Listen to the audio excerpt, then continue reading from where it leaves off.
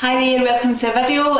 Today we're going to talk about whether it's possible to be compassionate, whether it's possible to be a spiritual person whilst eating meat and dairy. What do you think?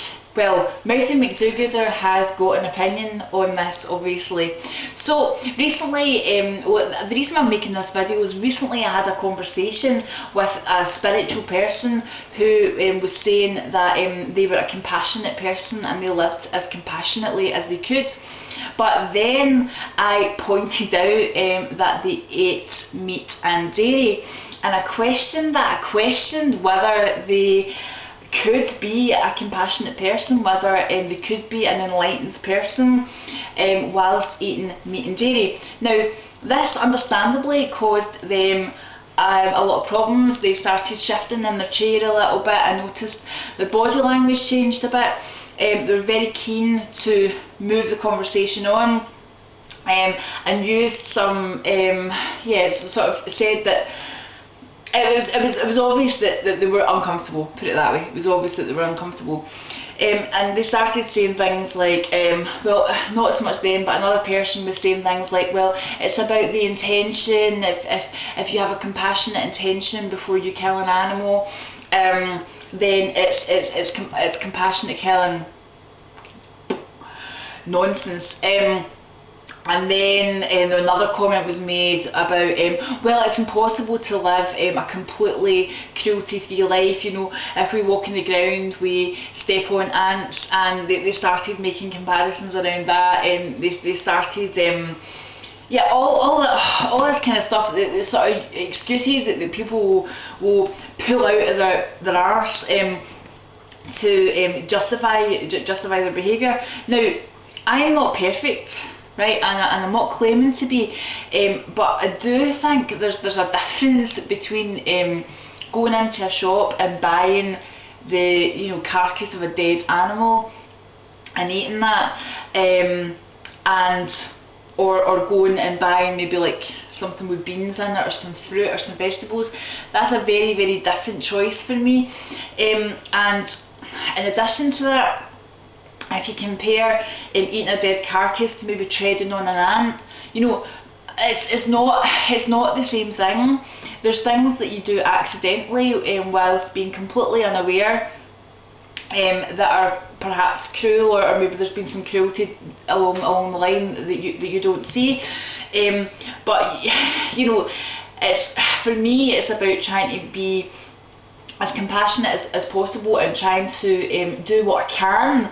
So rather than looking for this sort of perfection, trying to do what you can in the moment and make good choices. Now, like I say, I'm really not perfect, but I don't understand how people can say that they're enlightened whilst eating dead animals. It just doesn't. I find it difficult to swallow. I find it very difficult to swallow, and I found myself getting quite annoyed with the person at the time, and it was quite a challenging situation because I was there to meditate and to do yoga, and I was very much in their space, and I was trying to respect that. Because what I have found in one-to-one interactions is that quite often, if you get too militant about stuff, then sometimes you can put people off. And I was very aware that I wanted to be respectful to that person because I was in their space, and that person had actually helped me with something. So I was trying to challenge them. Definitely challenged them. I definitely got my point across. There was in the room, I don't think there was anybody that had any doubt as to what my thoughts were in the situation, but I tried to do it respectfully, and I tried to say things like, I'm finding this really challenging, I'm finding it really hard. It's a hard pill to swallow, to say that you can be compassionate and be killing, that you can kill compassionately. It's an oxymoron. It doesn't make any sense. The two contradict each other. They don't make any sense. So, what are your thoughts on it? Do you think you can be a compassionate, enlightened, caring being whilst paying somebody to kill animals? and then eat them. I don't think it's possible. Since becoming vegan, I've definitely found that my compassion has increased. I've become more sensitive, which has been hard actually. It's been hard to see things for what they are. It's hard to go into the supermarket and there's, you know, freezers full of dead bodies essentially around you. I find that quite hard. That was something that I never really noticed before. I just thought it was food. It was just freezers full of food, whereas now it's freezers full of dead animals. So it's not easy.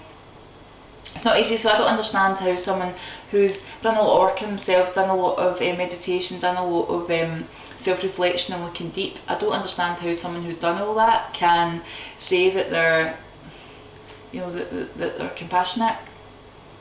But again, we're all on our own journey. We're all on our own journey, and I certainly haven't been vegan my whole life, and even when I sort of knew that veganism was the right thing to do, it took me a while to get to where I am. So hopefully by me being respectful but still challenging that person, hopefully some of my message has got through, because like I was saying, I found sometimes with some people, if you're too militant and too shouty, then the message doesn't quite go in. People just put up walls and they find excuses not to listen to you. But I think different things work for different people. For me, it was a shouty vegan that persuaded me. It was Judy and Ryder that persuaded me to go vegan. Harley Johnston. So it's interesting. Different things work for different people. So what are your thoughts on it? I'd love to hear what you think. Do you think you can be compassionate and eat meat? Do you think you can be a compassionate person and eat meat? Who converted you to veganism, and what method do you think works well? Bye. See you next time.